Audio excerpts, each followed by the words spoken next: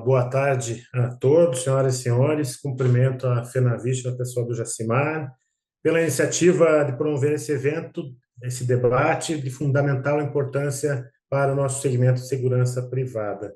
Cumprimento a MedH, apresentado por sua sócia e diretora, a doutora Ana Luísa Selene, pela organização desse evento, meus colegas de bancada, doutor Rodrigo Tanus, doutor Luiz Fernando Fávaro Busnardo, muito obrigado pelo acolhimento, por estar aqui conosco.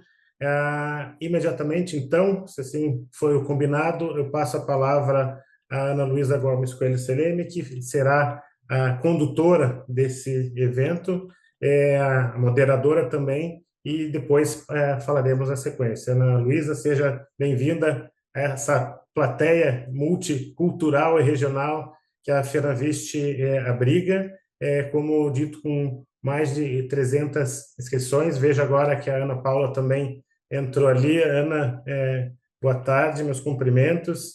Então, não sei se você gostaria de falar alguma coisa, Ana. Não, eu deixo em cargo de vocês mesmo. Muito obrigada. Então, tá bom.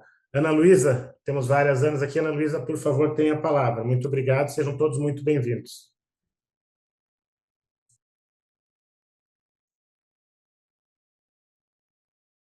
Acho que está sem som, Ana Luísa.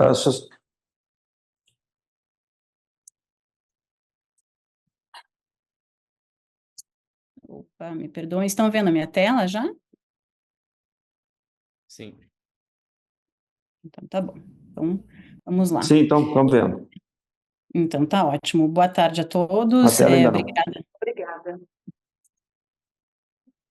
Boa tarde, então, mais uma vez. É um prazer estar aqui com vocês hoje. Obrigada, doutor Jacimar, pela introdução.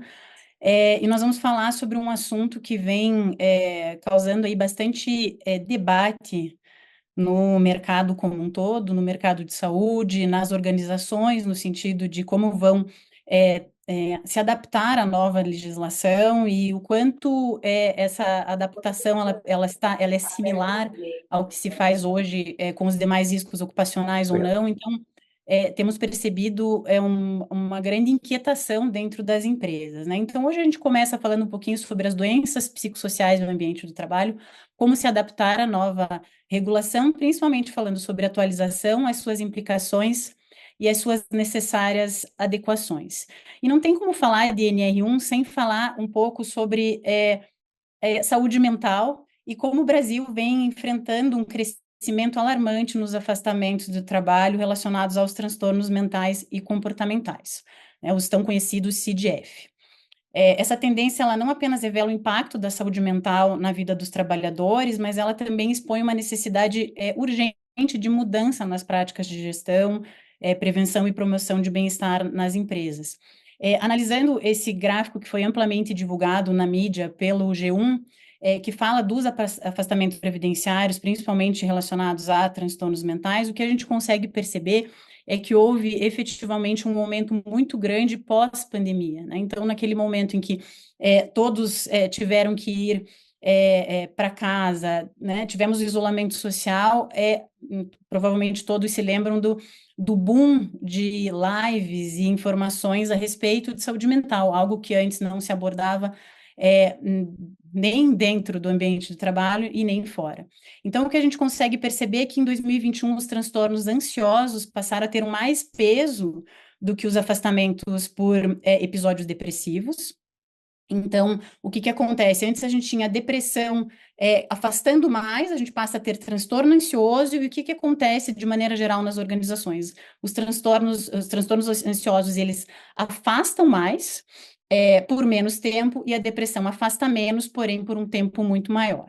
Então, esse é um impacto muito grande que a Previdência, o Ministério do Trabalho e Economia, isso vai ser muito melhor abordado pelo Dr. Busnardo na sequência, perceberam que, puxa, agora a gente precisa fazer um novo avanço, a gente precisa ampliar esse olhar sobre os fatores que contribuem para o afastamento por questões de saúde mental, exigindo uma abordagem mais integrada e preventiva por parte das organizações. Mas não tem como a gente falar de NR1 para uma plateia como essa, sem falar um pouquinho sobre o setor de vigilância e segurança privada, né? Então, a gente tem particularidades, não tem como falar, puxa, a gente tem uma forma aqui de tratar a NR1 e ela vai se aplicar igualmente a todos os setores. Então, a gente tem particularidades, que é a exposição constante a situações de estresse, e aqui, obviamente, sem querer ser redundante, mas a gente pode ter ali os trabalhadores enfrentando conflitos interpessoais em ambientes de risco, como roubo, agressão, violência, longas jornadas de trabalho e trabalho noturno, que impactam necessariamente na qualidade do sono, que é um fator de risco para adoecimento mental. A gente tem jornadas extensas, né, e trabalhos em turnos, que além de impactar o sono, ela impacta também no convívio familiar. E a gente tem pouco espaço para expressão emocional, até por uma questão de cultura, né? As empresas tendem a valorizar a disciplina e o controle emocional, o que pode, de alguma forma, reprimir a manifestação desse sofrimento psíquico e que pode contribuir, inclusive, para a subnotificação de adoecimentos mentais e o aumento desses afastamentos de forma tardia. Ainda falando sobre o setor, é importante ressaltar que o setor de vigilância e segurança armada ele representa 1,88% do total de afastamentos por CIDF, registrados sob o benefício B31. Tá? Então, é aquele que corresponde ao auxílio-doença comum, com afastamento concedido pelo INSS, porém sem nexo ocupacional reconhecido. Importante ressaltar também esse aumento, né? Então, a gente vinha numa constante, basicamente, um pico lá em 2020, depois uma leve redução, mas um aumento expressivo desse benefício já no ano de 2024, representando 4.568 afastamentos. Quando a gente olha os códigos CID do afastamento B31, por exemplo, né, aquele que não tem nexo com o ambiente ocupacional, os principais motivos são episódios depressivos, então aqui vai até um pouco na contramão do que a gente vê na grande maioria das organizações, ainda que muito próximo, aqui a gente tem episódios depressivos como principal fator de afastamento, depois a gente tem outros transtornos ansiosos, e por fim, o que chama bastante atenção aqui, a gente tem o CIDF-19, que são os transtornos mentais e comportamentais devido ao uso de múltiplas drogas, ou de substâncias psicoativas. Então, aqui a gente tem uma epidemiologia um pouco diferente, né? Então, temos depressão, ansiedade e a adição como principais desencadeadores de afastamento ao trabalho sem nexo ocupacional reconhecido.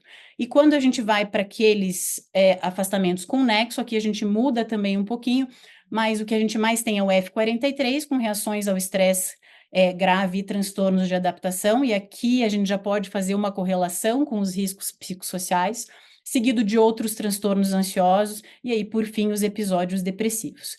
Isso tudo eu trouxe de contexto, mais para a gente entender o quanto a NR1 ela está relacionada à organização do trabalho. Então, quando se falava muito de NR1 lá no início, se discutia sobre, puxa, como as organizações precisam se adaptar, não se falava muito em tratamento, em como eu vou dar atendimento ao adoecimento, mas se falava pouco sobre a organização do trabalho. E a NR1 ela é basicamente sobre organização do trabalho, sobre sobrecarga, distribuição das atividades, liderança. Então, ela não tem como não falar, né, de NR1 sem falar um pouquinho das causas do afastamento por adoecimento mental, porque elas estão completamente correlacionadas. Mas para deixar um pouco mais claro para todos vocês, até para a gente desmistificar algumas questões relacionadas à NR1, eu vou passar a palavra para o Dr. Luiz Fernando Busnardo, que vai nos contextualizar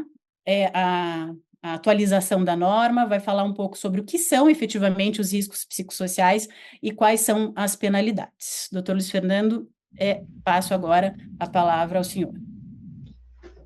Muito boa tarde, é com orgulho que eu participo desta apresentação. Quero cumprimentar os dirigentes da FENAVIST, seus assessores jurídicos, recursos humanos, segurança e medicina do trabalho, e os colegas que comigo dividem essa apresentação. Lembro que a última vez que participei de um evento da FENAVIST, e foi presencial ainda em 2019, era para discutirmos as mudanças vindas do contrato de trabalho verde e amarelo. Que situação aquela, muito complexa, muito confusa, não à toa, em 6 meses já estava tudo aquilo revogado e ficou por assim mesmo. Mas dessa vez não, dessa vez temos um tema, como bem frisou a doutora Ana Luísa, que é um tema necessário, porque os ambientes de trabalho têm sido também fatores, algumas vezes, de afastamento por problemas ligados a riscos psicossociais. O que ocorreu? O Ministério do Trabalho e Emprego, ele editou uma portaria de número 1419, ainda no ano de 2024, no mês de agosto, prevendo, em princípio, um hiato de 270 dias para que as regras entrassem em vigor. Portanto, agora, na virada de 25 para 26 de maio, as regras entram em vigor. E lá no contexto da NR1, apenas 3 subitens foram alterados, mas nesses 3 subitens está carregado também com a necessidade de incluir no gerenciamento e no programa de gerenciamento de riscos os fatores psicossociais. É claro, isso é tema para ser discutido a nível de CIPA, nas empresas, de SESMIT, e, por que não, de recursos humanos e até mesmo na estrutura de gestão de cada empresa, para identificar possíveis riscos. Eu vejo nesse segmento de segurança privada, transporte de valores, a evidência de que os trabalhadores eles são expostos naturalmente a riscos, porque são atividades de constante vigilância, de um certo risco, não tenha dúvida, e por esse motivo as empresas devem estar atentas. Porém, a questão de 2 semanas, o ministro do Trabalho e Emprego, Luiz Marinho, acatando proposições vindas principalmente do setor patronal, mas ouvidos também os representantes de centrais sindicais, e com o aval da fiscalização do trabalho, durante o primeiro 1 ano, portanto, a partir do final de maio deste ano e até maio do ano que vem, já haverá, é claro, a ação da nossa fiscalização, porém não serão aplicadas penalidades. É como se aquele critério da dupla visitação, normas novas, sempre tem um período ali de adaptação. Desta vez, ele será de 1 ano.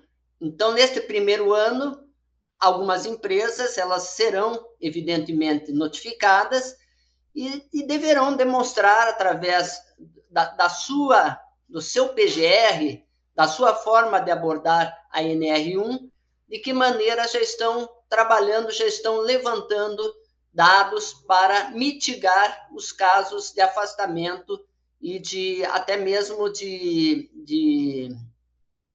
ter os casos de adoecimento por riscos psicossociais. Como eu ia dizendo, então, a nossa fiscalização ela pode ser vista como um fator de auxílio até mesmo para as empresas. As principais atividades que provavelmente serão alvo dessas fiscalizações nos ambientes de trabalho têm a ver com telemarketing, o setor de saúde, sem prejuízo dos outros. Por quê? Porque o telemarketing, a gente sabe que as metas, elas são realmente um fator dominante no ambiente de trabalho. E correr atrás de metas pode ser um fator que cause algum problema psicossocial. No setor de saúde, e nós vimos recentemente, durante a pandemia da Covid, os trabalhadores estão sempre expostos também a pressões, muitas vezes a condições de trabalho que façam com que possam adoecer e muitas vezes adoecem realmente em função desses fatores. Portanto, as empresas elas devem, como a doutora Ana Luísa já falou, devem estar sempre procurando melhorar, gerenciar melhor os seus fatores, o seu ambiente de trabalho, e inclusive a nível de hierarquia, porque havendo uma consciência por parte de todos os estamentos da empresa, passando por gerências, supervisores, coordenadores, nós poderemos realmente mitigar esses fatores. Muitas vezes, num pequeno ambiente de trabalho, as pessoas se sentem, por algum motivo, desprestigiadas. Por outro lado, podem estar excessivamente cobradas e não têm condições de se manifestar, até por receio de sofrerem algum tipo de punição ou até mesmo pelos seus colegas de trabalho. Portanto, muita competitividade, muitas metas inalcançáveis, mudanças bruscas de função sem um adequado treinamento, uma capacitação, todos esses podem ser gatilhos que levam a um problema que, se tornar crescente, ele vai realmente se transformar num adoecimento e vai para um afastamento. Isso é ruim para a empresa, porque ela terá que partir para uma substituição, ainda que temporária, desse colaborador. Ela vai ter que rever também questões como metas, e não é isso que nós queremos. Nós queremos que os ambientes de trabalho eles sejam, por si próprios, de estímulo, de reconhecimento, que cada um faça e faça bem a sua parte e que nós evitemos esse salto que observamos agora há pouco de afastamentos por esses motivos. Há também fatores extrínsecos às organizações. Muitas vezes, o colaborador, a colaboradora, tem um problema psicossocial, mas que não é relacionado ao trabalho.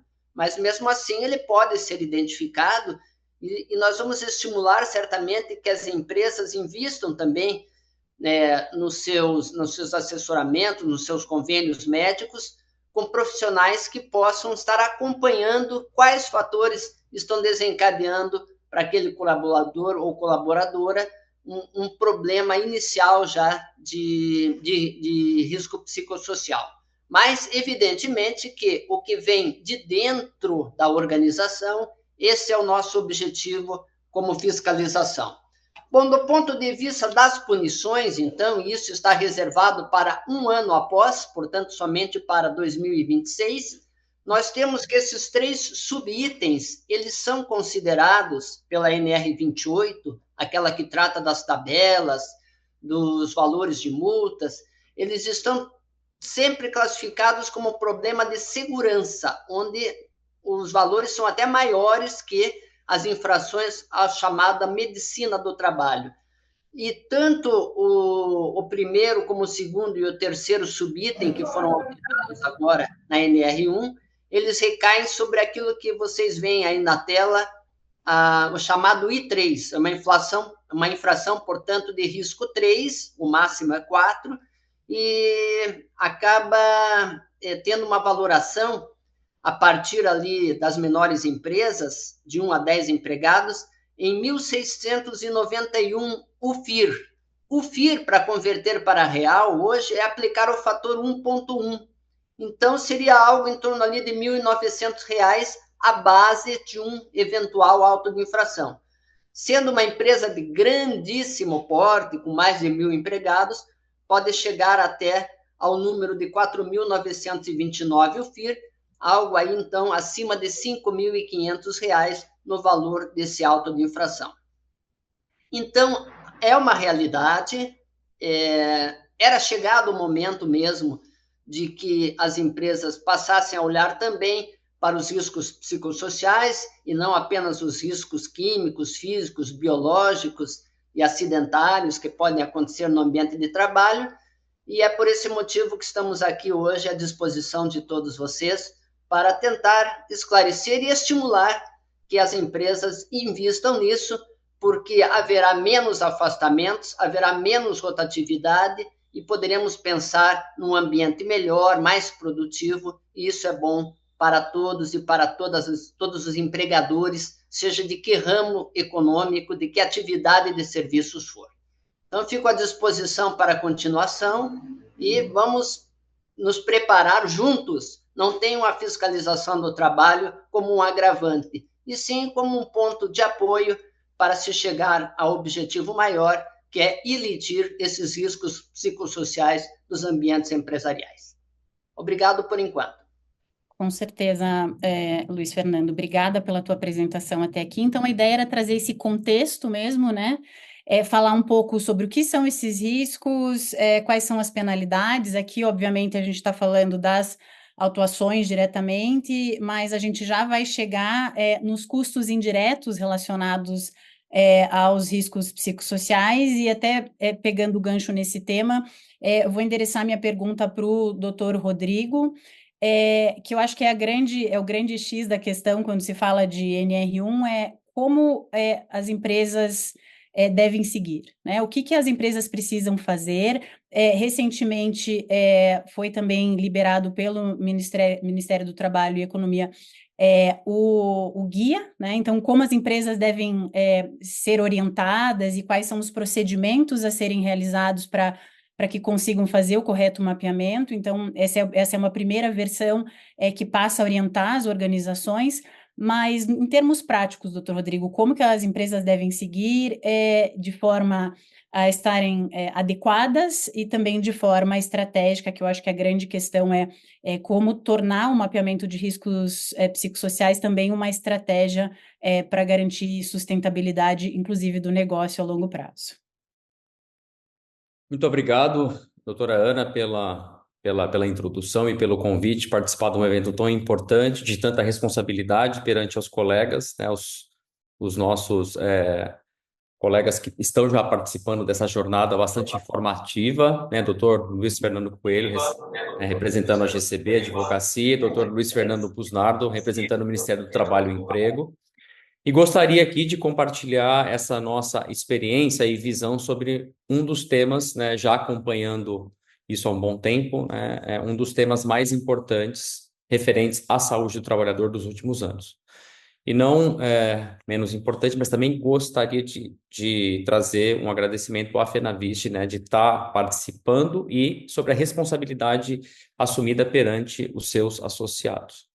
Então, eu acredito que o pilar fator de risco psicossocial é um dos grandes pilares estratégicos de todas as empresas. Empresas mais modernas, empresas que se permitem ser competitivas, ter uma boa reputação de mercado e principalmente seu crescimento sustentável do ponto de vista econômico. Porém, para isso, como bem colocado pelo Dr. Luiz Fernando, é muito importante que exista um início de uma jornada. E esse início dessa jornada é o pilar estar compliant com uma nova regulamentação.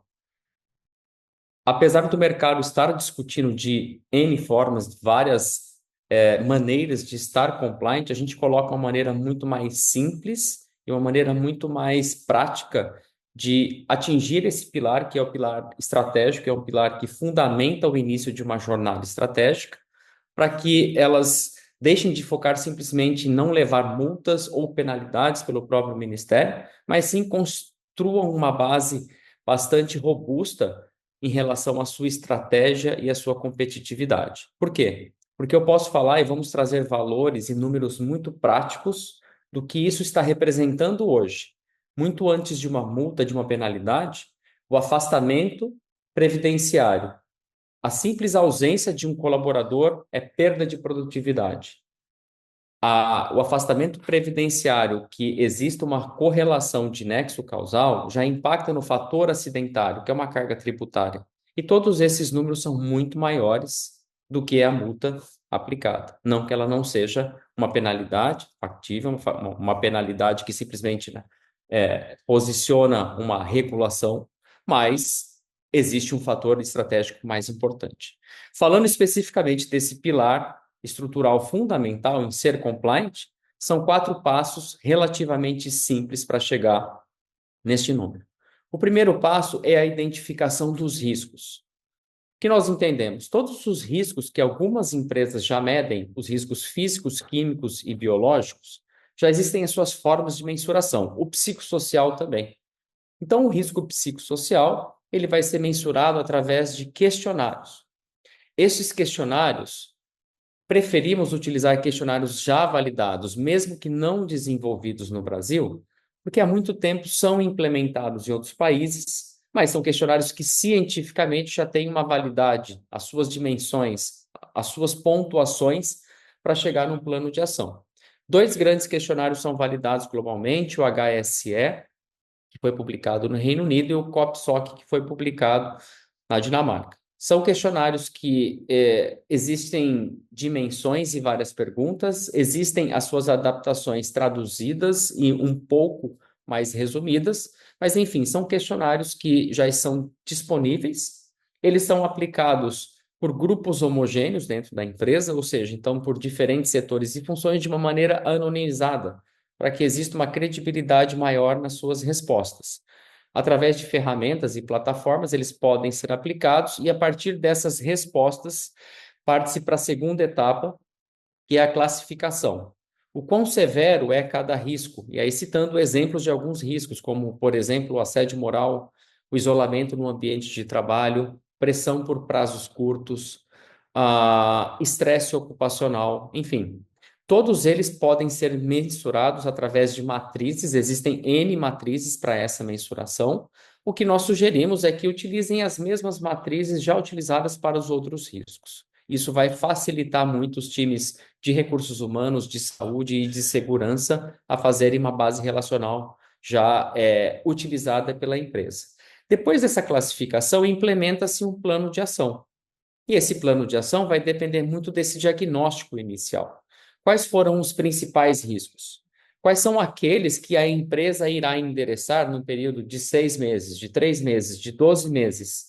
E trazemos aqui algumas ferramentas e alguns processos relativamente simples e básicos que, dentro de um plano de ação, já mostra a movimentação da empresa em direção à compliance. Como, por exemplo, canais onde os colaboradores possam fazer comunicações, como os canais de denúncia, os canais de escuta, que anonimizadamente eles poderão colocar suas vivências e experiências no dia a dia, de tal maneira a ter uma atuação mais preventiva. Treinamentos de lideranças e workshops serão realizados continuamente nas empresas para capacitar as pessoas sobre a importância de prevenção desses riscos, sobre quais são os impactos negativos desses riscos, quais são as principais condutas a serem tomadas em situações distintas e, obviamente, uma revisão de políticas e de documentos que a empresa já tem. A gente traz esses como algumas formas relativamente simples, muitas empresas já fazem, é só uma questão de adaptação para essa nova realidade e essa nova regulação. E a partir disso, segue-se um monitoramento contínuo para ver a eficácia desse plano de ação. Essas mensurações são feitas continuamente, a partir de períodos específicos pré-estabelecidos, dependendo muito do diagnóstico inicial. Se a empresa tem um grande número de riscos com uma severidade e uma gravidade muito alta, o que a gente sugere são planos de ações em prazos mais curtos e um monitoramento mais contínuo para ver se existe uma efetividade. E aí, a partir dessas informações, identificamos, classificamos, fizemos um plano de ação, nós temos sim a movimentação e já estamos compliant com essa nova regulamentação. Dentro desses processos, exige a inclusão desses riscos junto aos outros riscos do Programa de Gerenciamento de Riscos do PGE. E assim, nós vamos experimentando quais são os planos mais eficazes para cada empresa e, obviamente, já nos traz para um posicionamento estruturado. Já temos um pilar de compliance, já conseguimos fazer as discussões com os reguladores de uma maneira mais estratégica do que atualmente as empresas estão posicionadas. Está no mudo, Ana.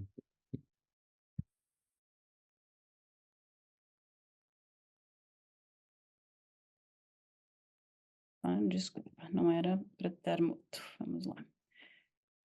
Doutor Rodrigo, então, falando um pouquinho sobre a questão de estar compliance, a gente, né, viu agora o passo a passo, a gente tem o guia do Ministério do Trabalho e Emprego que foi disponibilizado recentemente, mas tem uma outra ponta que a gente não abordou e eu gostaria de agora endereçar para o doutor Luiz Alberto, que é como a NR1 pode ser usada como argumentação em ações trabalhistas, porque a gente falou muito de estar adequado e evitar multas, e na sequência a gente vai falar um pouquinho sobre, além de evitar multas, ser uma empresa mais estratégica do ponto de vista de saúde corporativa, mas, doutor Luiz Alberto, como isso pode ser usado em eventuais ações.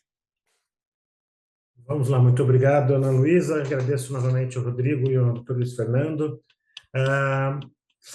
Não foi de propósito que nós fizemos essa divisão da apresentação, com a Ana Luísa trazendo a contextualização e dados, logo depois o Dr. Luiz Fernando trazendo questões legais e da norma regulamentadora, e por final o Dr. Rodrigo trazendo a questão mais prática e procedimental.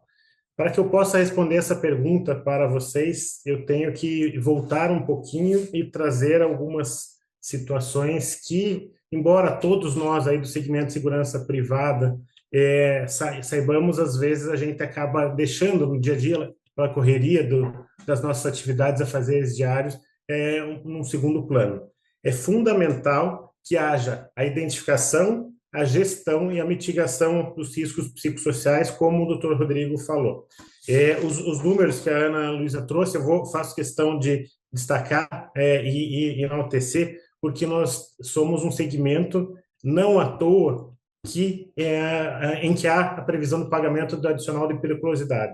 Isso, por si só, é algo absolutamente relevante e importante. Por quê? Se há o pagamento do adicional de periculosidade, já há a presunção legal de que existe o risco. Então, essa primeira circunstância é fundamental. Mais ainda, um pouquinho antes da nossa conversa aqui, falamos com a Ana Paula e ela nos disponibilizou alguns números do segmento de segurança privada. Nós temos hoje, até 2024, números da Polícia Federal, aproximadamente 520 mil vigilantes, mais de 500 mil de vigilantes. Ainda, empresas autorizadas a funcionar pela Polícia Federal, mais de 3 mil, sendo mais preciso, 3.145 empresas autorizadas a trabalhar. A Ana, acredito que passou, pode avançar naquele slide ali que trata dos números, novamente, dos afastamentos. Então, veja, nós somos mais de 500 mil vigilantes, atuamos, as nossas atividades, elas são inegavelmente de risco, ou que demandam uma atenção acima do normal, porque o vigilante ele está ali fazendo a segurança patrimonial, às vezes até pessoal, do cliente, na maioria das vezes, trabalha na maioria das vezes também armado, está sujeito a cobranças, não só aos roubos, agressões, a violência, mas cobranças e pressões dos clientes, dos tomadores do serviço.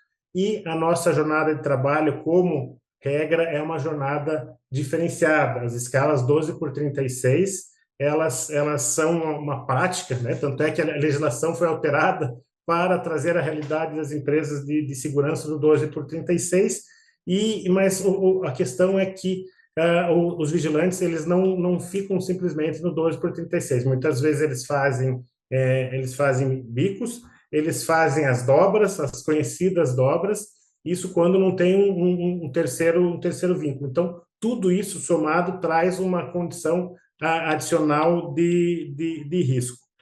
Ainda, trabalho noturno, trabalho mediante escalas aguça, aumenta ainda mais esses problemas, sem contar os problemas pessoais e familiares que não deveriam desembocar no ambiente de trabalho, não deveriam trazer consequências, mas a gente sabe que é muito difícil dissociar. Então, tentando ser agora objetivo, mas era importante essa contextualização, como as empresas podem utilizar NR1 ou utilizar em seu desfavor NR1 nas ações trabalhistas. A gente pode ver por dois aspectos. O primeiro, que é o mais perigoso, do trabalhador ou dos sindicatos de utilizarem a omissão das empresas, as poucas práticas, a inexistência de evidências, de procedimentos de preocupação, de canais de denúncia, de treinamentos a respeito disso, havendo um afastamento por questões psicológicas ou comportamentais, já querem presumir o nexo causal. Da mesma forma, as empresas dirigentes, as empresas que cuidarem, que fizerem a lição de casa, elas poderão usar a seu favor, e depois o Dr. Luiz Fernando pode me complementar nesse sentido, que ela tem que fazer evidências. Então, os procedimentos trazidos aqui mais detalhadamente pelo Dr. Rodrigo, eles ajudarão a empresa nas ações trabalhistas. E vejam, a gente sempre faz questão de dizer, depois da reforma trabalhista, o número de ações diminuiu, e o valor delas também diminuiu um pouco, mas as grandes ações, as grandes preocupações das empresas são as ações acidentárias. E nas ações acidentárias, a gente inclui também, certamente, afastamentos, problemas de saúde causados por fatores psicossociais. Então, o que eu posso dizer para vocês é que a gente tem que fazer a lição de casa. Como eu disse ali, a gente tem que identificar, fazer a gestão, fazer o treinamento, fazer a operacionalização. É aquela velha história, não adianta fazer, eu tenho que demonstrar que fiz. Então, seriam essas as primeiras sugestões que faria para as empresas, para os empregadores que estão aqui, gestores, né, que estão aqui nos assistindo. E aproveitando a questão do setor especificamente de vigilância e segurança privada, eu vou pedir para o doutor Luiz Fernando falar um pouquinho como ficam as responsabilidades em caso de terceirização, porque esse é um ponto que também é bastante frequente, então seria interessante abordar um pouco a questão da terceirização ou até mesmo do trabalho remoto. Com certeza, Ana Luísa, nós estamos diante aqui de um setor de prestação de serviços, onde há órgãos tomadores de serviço e outras empresas também tomadoras de serviço, e as ações elas devem ser integradas. É evidente que o vínculo trabalhista se dá com a empresa prestadora de serviços, assim como a empresa tomadora de serviços também tem o seu quadro funcional. Mas as ações elas podem ser conjugadas. Deve haver um debate entre os respectivos SESMITs, os respectivos RHs, porque o ambiente ele acaba sendo um ambiente comum. Nem tanto na vigilância, porque normalmente o trabalhador em vigilância ele tem um local próprio de trabalho, mas a gente vê muito no setor de limpeza e conservação, onde as pessoas se integram em meio aos colaboradores da empresa contratante, e também estão os responsáveis cedidos pela empresa especializada. Então, eu vejo da seguinte forma: A e B. A é empregado da contratante, B é um empregado, uma empregada da prestadora de serviço. Cada empresa tem que fazer a avaliação sobre o seu empregado. Porém, as ações, como o Dr. Rodrigo falou, o compliance, as medidas, elas podem ser feitas de forma comum, principalmente se forem empresas parceiras, cujos contratos são duradouros, se renovam, e já existe, então, uma autoconfiança que serve de base para esse trabalho integrado. Então, as consequências elas podem afetar tanto o empregado A quanto o empregado ou a empregada B. Cada empregador vai cuidar do seu colaborador.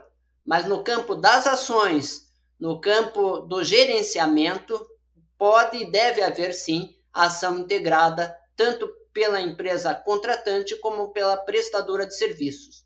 No caso do auto de infração, aí sim ele vai ter que identificar onde foi que houve uma omissão, onde deixou de ser observada a norma, e aí pode recair sim sobre a empresa prestadora de serviço com relação aos seus empregados, como também pode ser algo que afete tão somente a contratante. Mas no campo das ações, eu reforço, de preferência que sejam feitos integrados, com muito diálogo, com muito compartilhamento dessas medidas.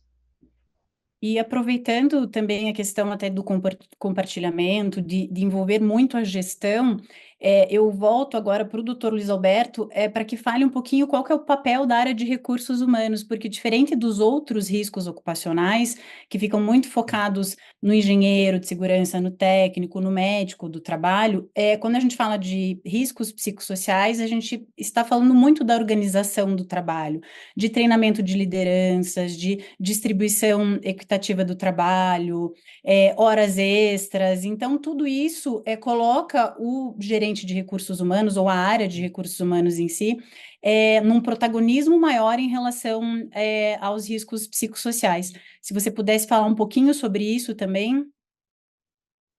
Perfeito, Ana. Essa pergunta vem em encontro aí, vem junto com a pergunta feita pelo Dr. Luiz Fernando, e ela é de fundamental importância. Eu tinha anotado aqui, feito um roteirinho, um esboço para a fala inicial, mas a gente vai acabando, vai mudando e tal. Mas o que eu tinha pontuado aqui? É fundamental as empresas fazerem sua lição de casa, adotando posturas proativas nesse novo processo. E a proatividade, nesse sentido, ela diz respeito não somente ao serviço de segurança do trabalho, saúde e segurança do trabalho, mas deve haver a interdisciplinariedade, deve haver a comunicação entre RH, vou puxar a sardinha para minha brasa, o jurídico é fundamental, não adianta mais os gestores, os diretores de empresa, ou às vezes o RH trabalha mais proximamente do jurídico, mas a segurança do trabalho é trabalhar distante, só vendo o jurídico, vendo o RH depois, quando o problema já surgiu, ou a ação trabalhista ou a fiscalização do trabalho já vieram, já bateram na porta da empresa. É fundamental haver integração. Integração em que sentido? As atividades, os problemas, as questões do dia a dia, embora, sim, o serviço de saúde e segurança do trabalho tenham como mapear, tenham como identificar, mas muitas vezes quem sabe que existe efetivamente o problema, que um colaborador, que um empregado, que um vigilante, ele está com uma situação pontual, que pode ser do trabalho ou pode ser também pessoal, é o RH. É aquela velha situação que hoje, infelizmente, a gente não vê mais a figura dos assistentes sociais nas empresas, mas que eles faziam aquele trabalho de apoio, de suporte, fazia aquela conversa com o colaborador antes de entrar, durante o vínculo, na saída também, e ele pegava informações relevantíssimas. Da mesma forma, não estamos aqui para fazer críticas ao serviço médico da empresa, mas é fundamental que o RH e o jurídico também se atentem mais para a qualidade dos exames de saúde ocupacional. Não adianta fazer aquele exame do jeito que a gente sabe que muitas empresas fazem, 2, 3 minutos, pergunta para o colaborador se ele tem algum problema, para o empregado que está querendo entrar na empresa se ele tem algum problema. Obviamente que ele vai dizer que não, às vezes ele não consegue nem andar, mas ele faz todo o esforço para entrar na sala do ambulatório ali que vai fazer o exame bem. Então, essa interdisciplinaridade, tanto é que a NR não fala quem deve fazer esse gerenciamento de risco.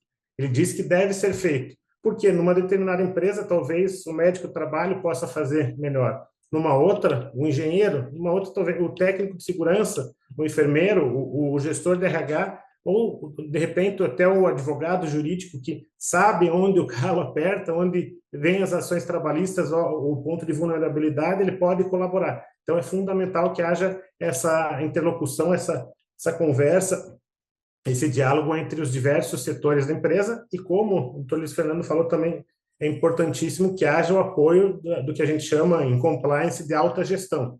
Não adianta nada também eu fazer esses procedimentos, eu querer fazer um mapeamento, identificação e mitigação dos riscos se os donos da empresa, os diretores, os acionistas da empresa, eles veem, não, isso daí é custo. Não adianta, tem que haver uma integração. Então, dessa forma que eu respondo dizendo que o RH assume uma função muito importante, diferentemente do que na prática a gente vê de outros riscos ocupacionais, em que o RH ele relega a segurança do trabalho, esse mapeamento. Neste caso dos riscos psicossociais, é fundamental que haja uma participação mais ativa da gestão de pessoas. Perfeito. E aproveitando a questão da gestão de pessoas e reforçando o que eu falei no início da apresentação, cuidar das pessoas também é cuidar da produtividade e da sustentabilidade dos negócios. E pensando nisso, eu trouxe de uma forma muito breve uma informação a respeito da esfera de adoecimento dos colaboradores e o quanto isso impacta efetivamente na produtividade e na sustentabilidade dos negócios, para depois voltar a pergunta para o doutor Rodrigo a respeito de uma gestão mais estratégica. A gente falou muito da gestão focada no cumprimento da norma, da atualização da norma, mas é importante a gente lembrar que a gente tem esferas do adoecimento, então a gente tem lá colaboradores saudáveis, o seu valor agregado, ou seja, a sua produtividade, horas trabalhadas, com concentração e capacidade de trabalho, elas são superiores ao seu custo, ainda que envolva lá a remuneração, encargos e todo o custo de contratação. Isso já vai mudando quando eu tenho colaboradores adoecidos, porque eles começam a adoecer, eu já tenho diretamente a utilização do plano médico, por exemplo, ou o absenteísmo, e isso faz com que o valor agregado diminua e eu vou ter um aumento desse custo. Em colaboradores ausentes, eu tenho todo este custo já dito, e eu vou ter a perda com o salário, né? Então, até 15 dias de ausência, o salário vai ser coberto pela própria empresa. Então, eu já tenho esse colaborador ausente, eu tenho o custo também de repor essa mão de obra, de treinamento, eu tenho toda uma questão de organização do trabalho que tem um impacto grande, até chegar no afastamento, em que a gente tem aí muitos custos relacionados, e aí a gente tem ainda o custo de reposição da mão de obra, normalmente com menor produtividade que o colaborador inicial, até por uma questão de experiência no posto de trabalho. Então, quando a gente fala de gestão estratégica de saúde, e aqui a gente viu, são 500 mil vigilantes, a gente teve quase 5 mil afastamentos apenas por CDF, né, os afastamentos previdenciários, então tudo isso tem um impacto direto também em negócios. Doutor Rodrigo, como a gente vira essa chave de ser uma empresa que olha a regulamentação e passa a ser uma empresa estratégica que, obviamente, vai olhar os riscos psicossociais e os demais riscos, obviamente, dentro do que precisa ser feito para ter um negócio funcional, mas como eu faço a saúde dos trabalhadores também ser algo estratégico e de alto valor agregado, para que essa balança não esteja sempre com o custo e com pouco valor agregado. Muito bom, uma das perguntas mais, digamos, pertinentes, porque como o Dr. Luiz Alberto e o Dr. Luiz Fernando já explanaram muito bem, para um contexto de compliance, não há tanta dificuldade igual o mercado está colocando. Constrói-se esse pilar, é um pilar estruturado, e o mais importante vem agora, porque todas as empresas do setor de segurança privada no Brasil são capital humano intensivas. Elas, durante o seu processo de crescimento, elas contratam muitas pessoas. E não gerenciá-las significa não ser competitiva no mercado. E o que é não gerenciar especificamente os temas ligados à saúde, segurança e meio ambiente? Basicamente, são 3 pontos. O primeiro ponto já são aplicadas outras NRs, inclusive a NR7, como o Dr. Luiz Alberto citou, e chamou muito atenção, pertinentemente, em relação à qualidade do exame ocupacional do Brasil, que sabemos que ela é muito baixa. O valor extraído a partir da qualidade desses exames não gerencia riscos de colocar pessoas que já tenham um comprometimento da sua saúde dentro de uma atividade que irá, de alguma forma, gerar agravos.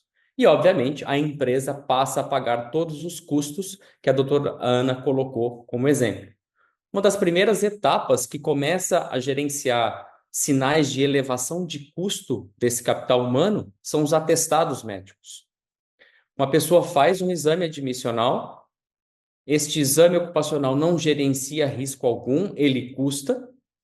O objetivo seria gerenciar o risco em adaptar esta pessoa ao melhor setor, função ou cargo, que não tenha um agravante para o seu estado de saúde, só que ela começa a atestar. Quando ela começa a atestar, já existe uma perda financeira. Não se produz mais. Eu tenho que substituí-la por alguém, e se ela atestou, ela provavelmente já perdeu uma parte, não grande parte, mas uma parte de sua saúde e bem-estar. Mesmo retornando ao trabalho, ela não produzirá igual. Esse é o primeiro ponto. O segundo é que ela começa a utilizar planos de saúde que impactam em sinistralidade, aumenta os custos do plano de saúde, como foi mostrado. E o terceiro ponto, que se continuar essa sequência de atestados, ela vai sofrer os impactos de um afastamento previdenciário. A própria pessoa que perde sua saúde e bem-estar e a empresa que aí, além de perder um capital, ela perde a oportunidade de fazer um gerenciamento de risco mais próximo. Então, o que a gente sempre sugere? Uma vez estruturado todos os pilares regulatórios que aplicam sobre esta empresa, fazer estudo de quais são os principais problemas que ela tem no momento. São os problemas estruturados para o negócio, que envolvem capital humano. Se ela fizer a lista de 3 problemas, como a gente já citou, alto custo do plano de saúde, altas taxas de atestado médico, altos índices de afastamento previdenciário, ela consegue fazer projetos mais estruturados, com o mesmo orçamento utilizado para a regulação. Não tem-se um orçamento extra aí. E a partir disso, como por exemplo, o gerenciamento ativo dos atestados ligado a riscos em saúde e segurança ocupacional. Isso é possível. Hoje, sistemas fragmentados, que não têm todas essas coletas, que não mostram essa visão holística, pouco provavelmente vai chegar a uma solução completa.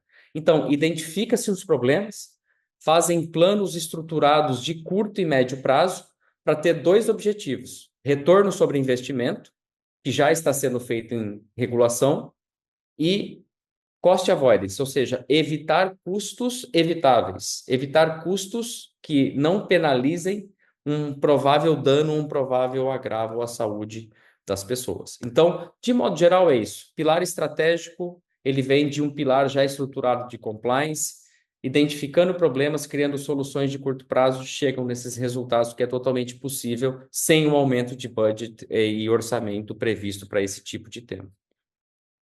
Perfeito, obrigada, doutor Rodrigo. Então, hoje, o que a gente trouxe para vocês? Um contexto, então, a gente sabe que a saúde mental é tema relevante. Esses dias até estava ouvindo um podcast que falava sobre saúde mental no ambiente de trabalho, e me chamou a atenção que um dos comentadores disse, porque a saúde mental é um tema comum na vida das pessoas, né? Mas isso é muito recente, né?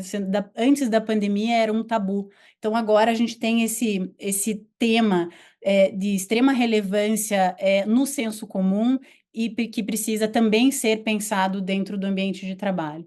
A gente tem uma norma que traz a necessidade de mapeamento dos riscos psicossociais, como bem colocado ali pelo Dr. Luiz Fernando, como, né, o que precisa ser mapeado e quais são as penalidades. O Dr. Rodrigo nos traz como fazer, e como bem disse, não é nada de outro mundo. Uma empresa que já faz mapeamento de outros riscos, ela passa adicionalmente a fazer o mapeamento dos riscos psicossociais. O grande diferencial é como eu transformo todas essas informações em estratégia de retenção e de produtividade. Então, a gente trouxe de uma maneira geral, a gente sabe que o tema é extremamente vasto, e até pensando nisso, para a gente não trazer mais informações e, de repente, com o conteúdo que trouxemos, não sanar todas as dúvidas, eu gostaria de deixar aberto para questionamentos. Então, nos colocamos aqui os 4 à disposição para questionamentos direcionados, para que vocês saiam hoje desse nosso encontro com menos dúvidas e mais certeza de que é um caminho de fácil atuação, né? Mapear é fácil, criar o plano de ação também é fácil. Então, a partir do mapeamento, eu consigo entender o que eu preciso fazer. O grande desafio está nessa gestão pós-estratificação de risco, e que merece, sim, um monitoramento contínuo para melhoria do ambiente de trabalho. Não sei se já temos algo no chat. Eu vou pedir para os meus colegas, como eu estou compartilhando aqui a tela, que se puderem já levantar alguns questionamentos. Se tivermos, a gente já pode seguir com as respostas. Sim, boa tarde. Vou compartilhar uma pergunta aqui, tá, Ana? Claro, com certeza. Só um minutinho. Opa.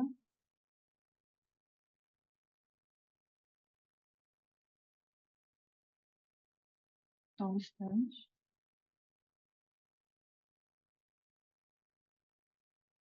Aconteceu alguma coisa com o Zoom? Te ajudar também, Está Michele, dando que eu para estava ver a vendo aqui. pergunta. Deu para ver? Deu? Sim. Aqui subiu, então né? foi. O primeiro, o Vitor Bulhões, da Orcali, ele perguntou, né? Alguém pegou o nome dos formulários traduzidos, e aí o Isso. Renato auxiliou, HSE e COPSC. Então, talvez o Rodrigo e a Ana possam falar um pouquinho mais sobre esses formulários, né? O que eles podem ser, de que forma eles podem ser utilizados, penso eu. Então, Perfeito. eu só vou fazer uma introdução, Rodrigo, já te passo para o detalhamento, né?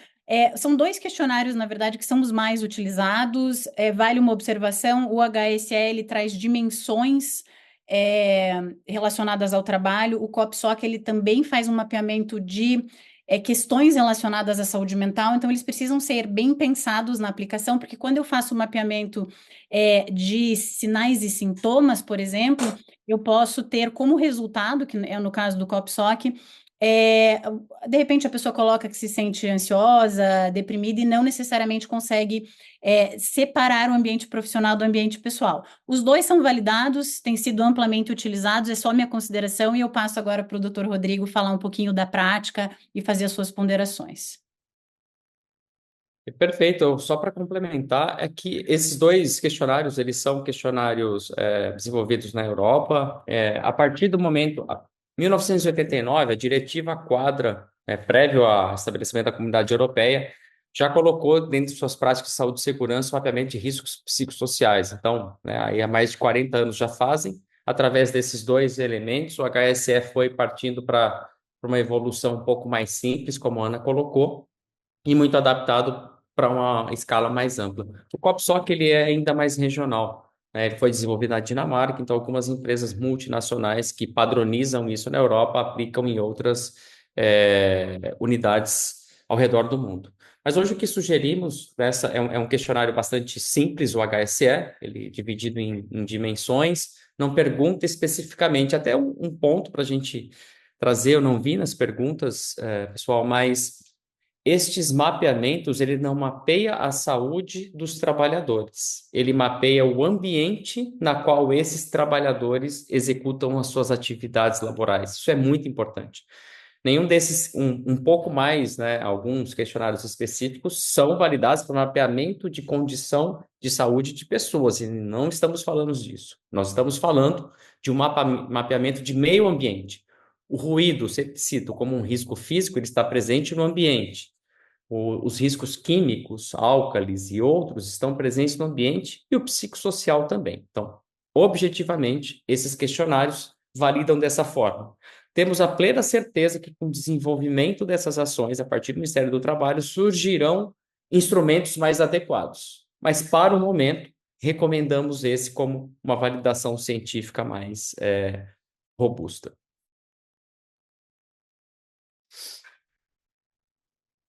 Show.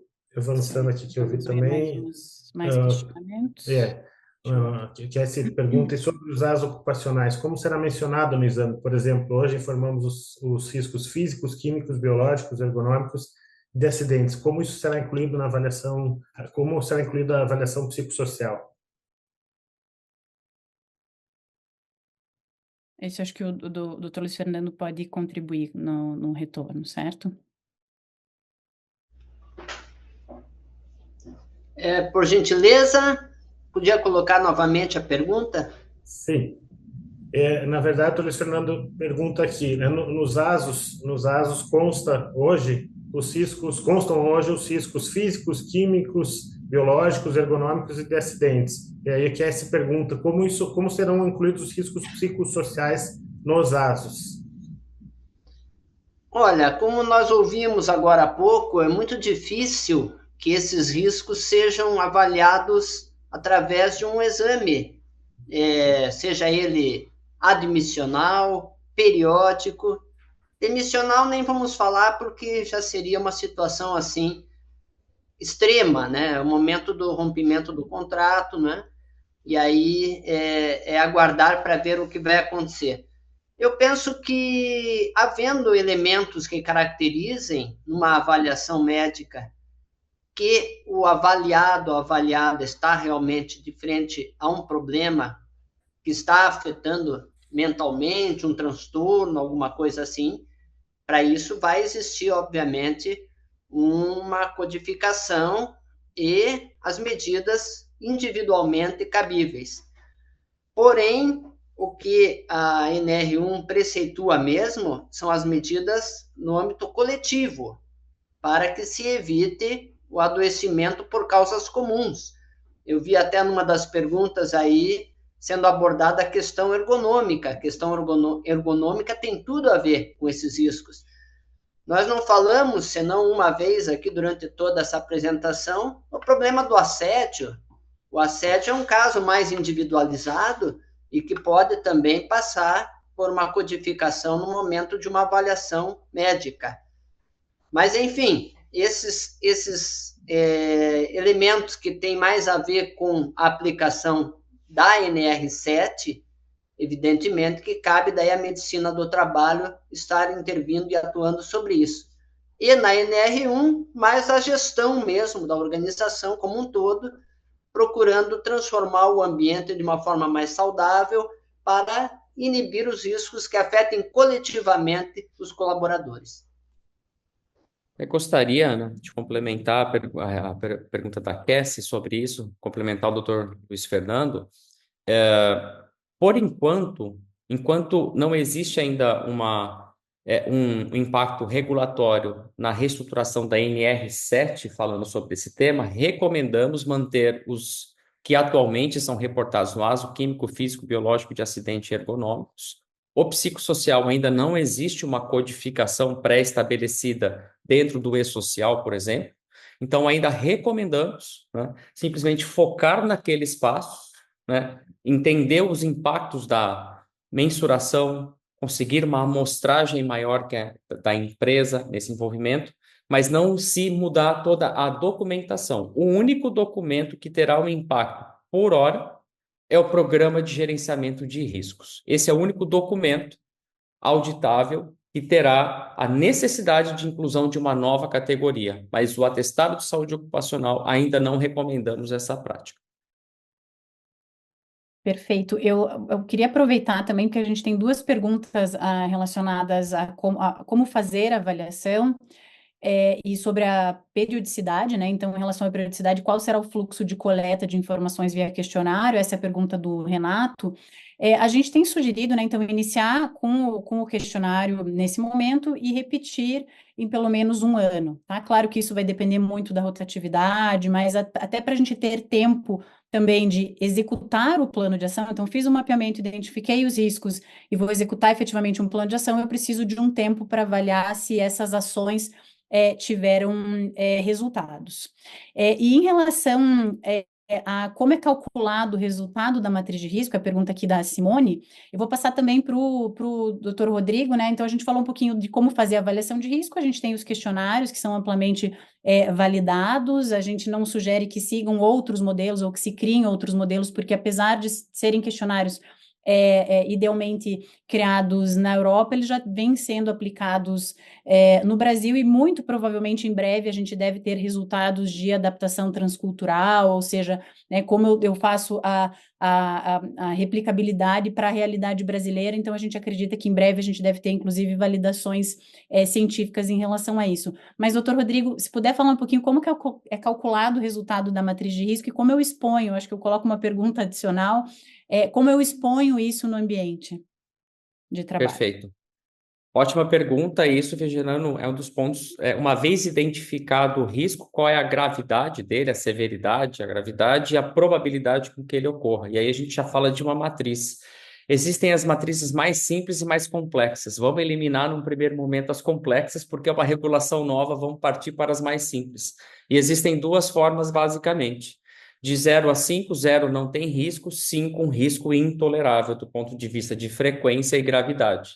Então, essa é a forma que as dimensões, principalmente do HSE, são estruturadas de 0 a 5, e ela já tem uma matriz padrão na qual o que ela considera o risco 1, 2, 3, 4 e o 5, tá? Então, essa é uma forma muito simples. A segunda forma é pela própria matriz, que a gente chama de matriz AIA, é uma matriz da Sociedade Americana de Higiene Ocupacional. Ela é uma das mais amplamente utilizadas para mensuração de severidade e gravidade desses riscos.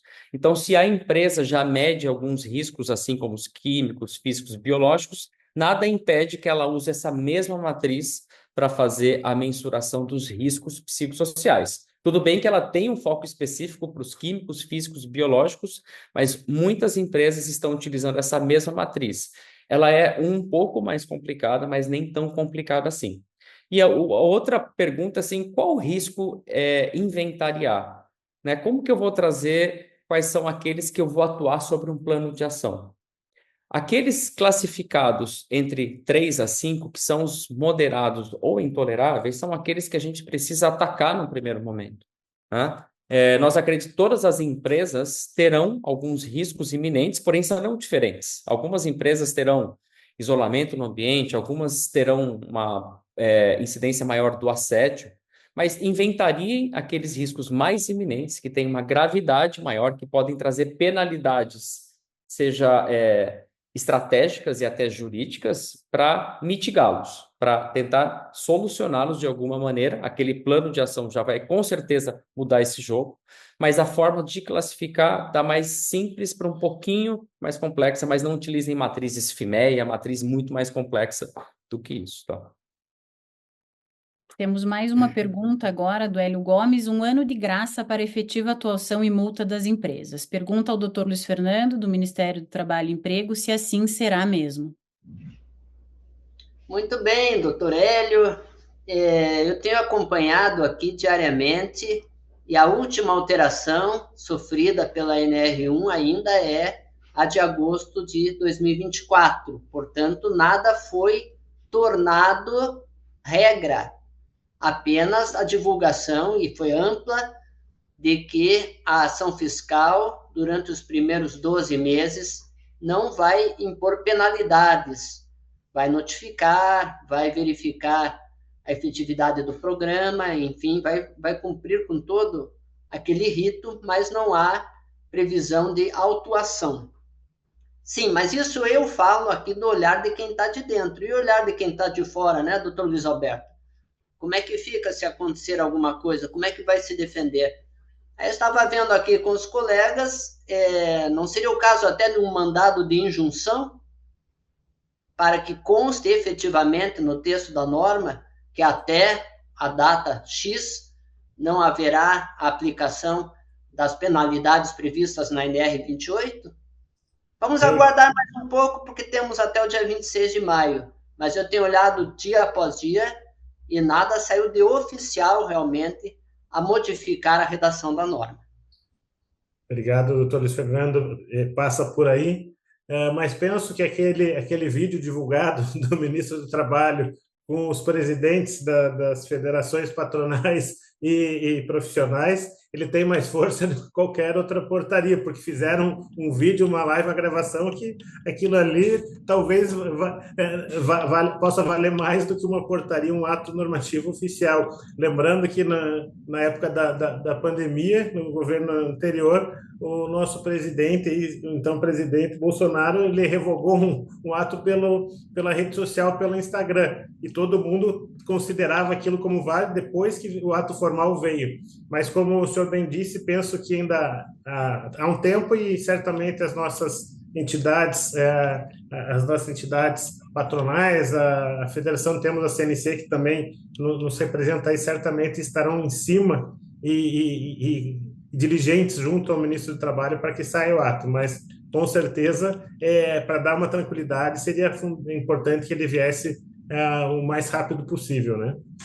Por enquanto, nos baseamos na ampla divulgação daquela fala do ministro e também no notório conhecimento, né? Porque o Brasil todo sabe que isso ecoou, né? Foi realmente comentado e divulgado nos meios de comunicação. Por enquanto, é isso que temos. Ótimo. Vamos aguardar. Temos mais uma pergunta aqui da Thaís sobre os exames, né, do ASO. Teria algum exame específico na contratação ou no periódico que auxiliaria no mapeamento? Eu vou passar para o Dr. Rodrigo essa pergunta para reforçar a questão da organização do trabalho, sinais e sintomas. Dr. Rodrigo, acho que você é a pessoa certa para falar um pouquinho para a Thaís. Perfeito. Dentro da própria, saindo um pouco da NR1, vamos voltar para a NR7, que fala do Programa de Controle de Medicina e Saúde Ocupacional, onde desde o início da jornada de um trabalhador são mapeados os seus riscos através de exames complementares, né? Então, temos exames laboratoriais, exames de imagem, dos riscos que iminentemente são mais mensuráveis do ponto de vista quantitativo, né? Porém, do ponto de vista qualitativo, de mensuração, né, de um risco psicossocial, que se trata agora da NR1, é muito pouco provável que a gente consiga fazer alguma mensuração. Porém, podem ser aplicados alguns questionários de avaliação do status de saúde do trabalhador no exame admissional. Pode levar a algumas questões jurídicas da própria empresa, em se isto é aplicável ou não, né? Entendendo poder fazer valor a alguma especificidade da função que ela irá ocupar, né? Porém, dentro deste processo, a avaliação clínica é uma das mais importantes. E aqui eu vou colocar, o Dr. Luiz Fernando trouxe exemplo das empresas, né, de telemarketing, por exemplo, onde existe uma confluência de fatores de risco como o ruído e o adoecimento, o agravo em saúde mental. A exposição de colaboradores constantes ao risco ruído, ela pode aumentar o transtorno de ansiedade generalizada. Vamos supor que no exame ocupacional admissional, essa pessoa já tem esse transtorno e ela vai trabalhar especificamente diariamente com isso. A chance de um agravo, um adoecimento é praticamente 100%. E da forma que o exame ocupacional é realizado hoje, ela vai ser admitida de uma maneira a penalizá-la em sua saúde e a penalizar a empresa com afastamento. Então, esse é o ponto principal. Dentro de um exame admissional, seja feita a gestão de risco, que as empresas comecem a protagonizar como uma grande porta de entrada. O RH tem urgência na contratação. E depois, quem tem urgência em resolver esse problema? Esse é um ponto a ser discutido aqui. A partir do momento que eu não faço essa jornada de avaliação de riscos a partir da entrada, eu já transfiro o risco para um exame periódico, que segue a mesma lógica. Esse trabalhador começa a sua jornada, começa a sofrer alguns agravos, e no periódico não se faz avaliação de risco novamente. Esse colaborador começa a ter agravos até chegar no afastamento. A jornada de recrutamento e seleção até o afastamento previdenciário, geralmente ela é muito longa, com raras exceções. Existem muitas oportunidades que a empresa precisa protagonizar e gerenciar o valor a partir de exames ocupacionais e avaliações clínicas muito mais decentes do que o mercado vem oferecendo. Então, esse é um ponto bastante importante dentro desses inquéritos que podem ser feitos diretamente com foco na saúde do trabalhador. Perfeito. Nós temos aqui mais uma pergunta do Sindesp, Distrito Federal. É possível a disponibilização dos 2 questionários? Aproveito para informar que eu vou disponibilizar a apresentação feita hoje e eu também posso repassar depois onde encontrar os questionários, eles são amplamente divulgados e a gente pode repassar também. E daí vem uma pergunta junto. Nesses questionários encontramos perguntas muito diretas sobre a saúde mental do colaborador. Isso no futuro não poderia abrir precedentes em possíveis futuras ações trabalhistas, principalmente no COPSOC.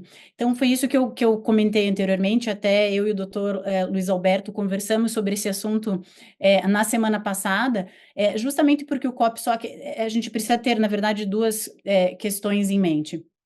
Uma, que os questionários eles não são feitos guiados, não, a gente não vai colocar um profissional da saúde para ajudar nessa interpretação. Então, todo questionário autoaplicado ela tem um risco grande de viés, porque está relacionado à interpretação daquela pessoa em relação ao questionamento. Então, essa é a primeira questão. E o COPSOC, ele efetivamente traz perguntas em relação ao direcionado ao trabalho, mas a gente pode sim ter um risco de viés em relação à pergunta e eventualmente isso ser utilizado para comprovar anexo, por exemplo. Doutor Luiz Alberto, não sei se quer complementar com mais alguma outra questão, mas essa é uma questão que vem surgindo aí reiteradamente pelas empresas, certo? Perfeito, Ana. Realmente essa preocupação é extremamente válida, porque se fizermos questionamentos sobre a saúde direta do colaborador, do empregado, a gente corre esse risco sim. Por quê? Porque ele vai trazer questões dele, e muitas vezes, se ele tiver brigado com o chefe dele no dia anterior, então ele vai desancar a escrever tudo que pode e mais um pouco. Então, esse cuidado é fundamental, por isso até a recomendação da Ana, e o Rodrigo também tratou bem, de se utilizar o HSE, que é um pouquinho menos aberto nesse sentido. Mas essa é uma preocupação grande do ponto de vista jurídico, porque é aquela história, não podemos também fazer prova contra nós mesmos, nós temos que fazer prova de que a gente efetivamente mapeou, identificou, tomou alguma atitude, fez a gestão desses riscos e, eventualmente, se percebeu que teve um afastamento, dá o atendimento, dá o encaminhamento para o trabalhador. Mas agora, se a gente deixar muito amplo, por isso que o doutor Rodrigo colocou, são perguntas sobre o ambiente de trabalho. O doutor Luiz Fernando também mencionou, e até no próprio guia do Ministério do Trabalho, eu estava revendo aqui um pouquinho antes da nossa conversa, ele fala, não são questões pessoais do trabalhador. Embora eu tenha que dizer, enquanto advogado de empresas, né, de entidades patronais também, que a gente tem que ter o cuidado e a atenção, por isso o papel do RH é importante, a gente não pode também simplesmente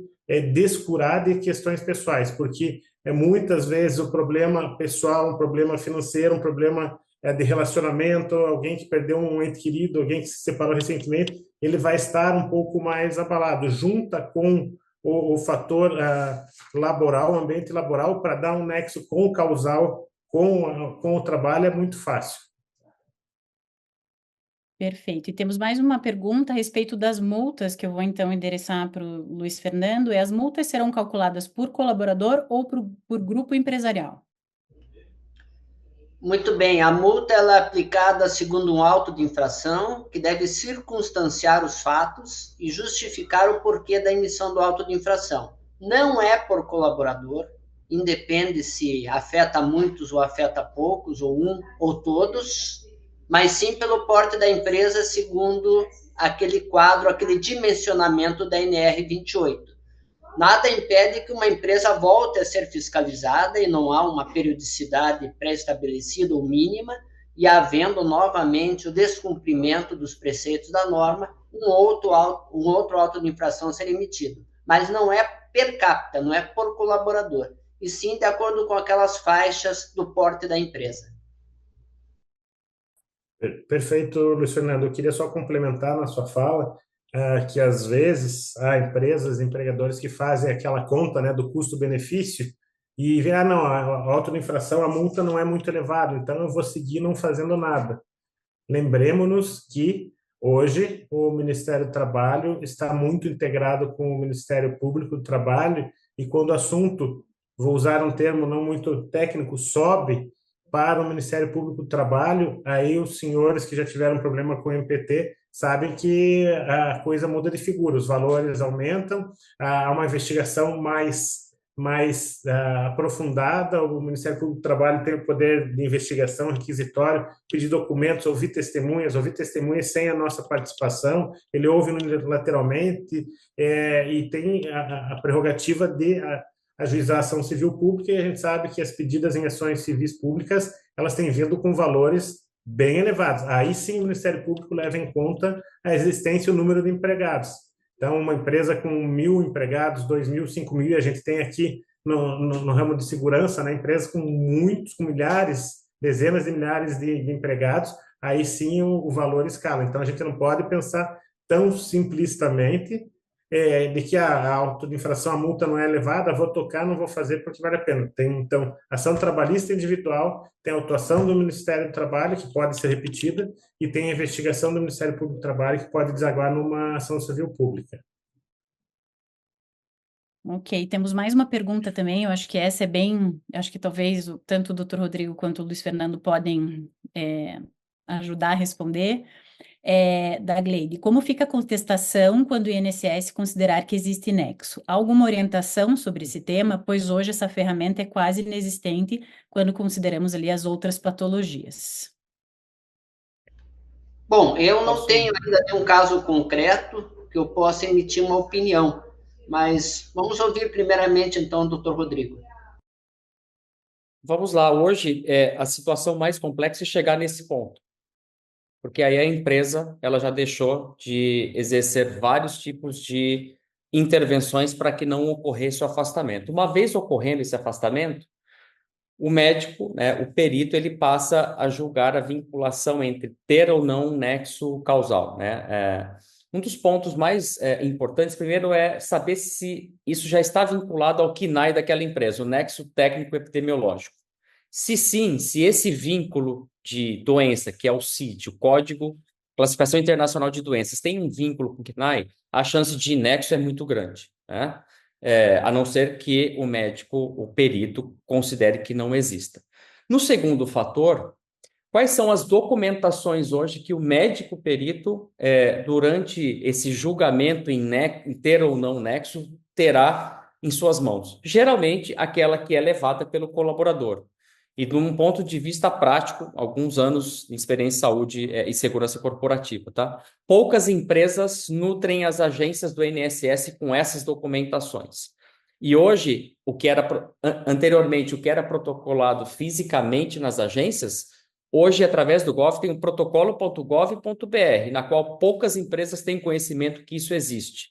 E a partir do momento que é nutrida, a empresa tendo este acesso e nutre de informações, desde que ela tenha essas informações. E quais são as informações?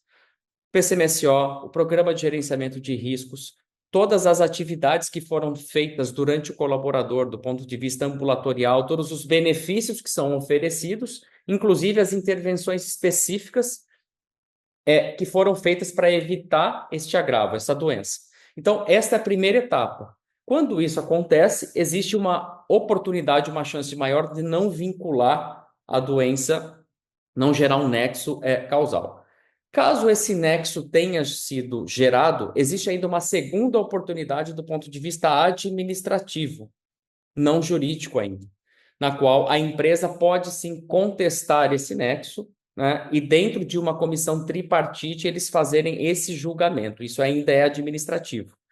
E ainda existe uma terceira, que é a jurídica. Então, dentro da jornada, para chegar no afastamento, isso é longo, várias oportunidades existem.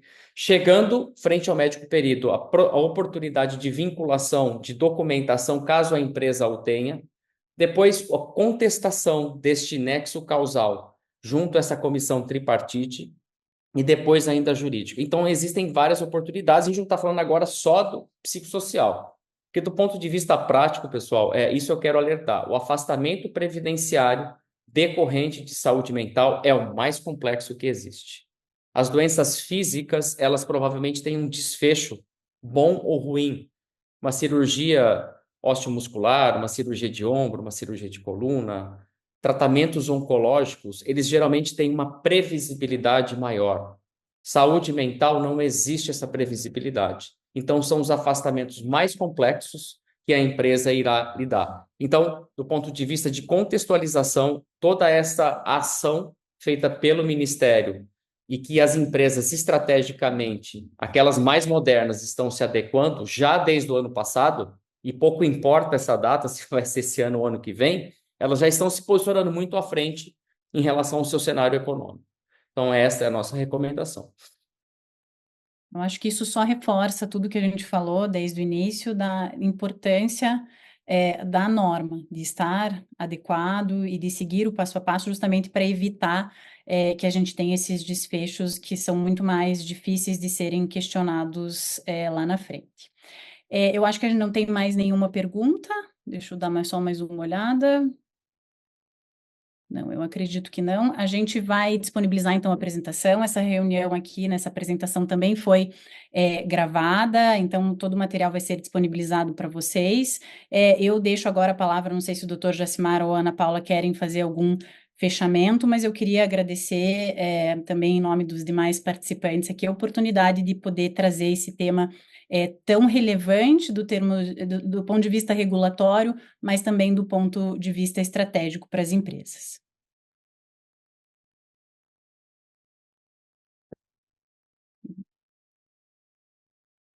Oi. Doutora Ana Luísa, agradecer sua eficiente mediação aí, e junto com a senhora agradecer a participação brilhante do doutor Luiz Alberto, do doutor Luiz Fernando e do doutor Rodrigo Tanu.